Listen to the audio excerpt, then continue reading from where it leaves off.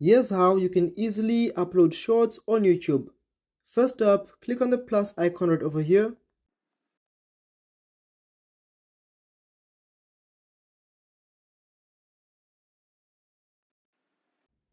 Once you do that, you can then click on the done option right over here.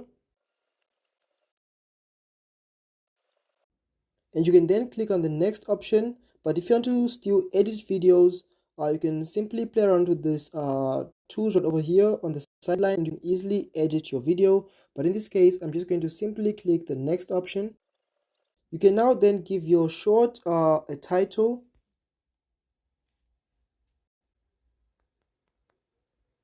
And add a few tags or just one.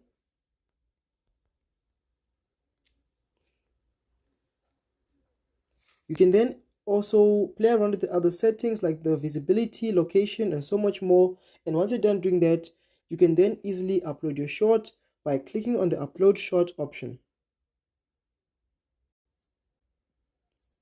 And as you can see, your short is uploading, and if you want to see it, you can easily go on the about you section and then click on the your videos option. And here's your short right over here.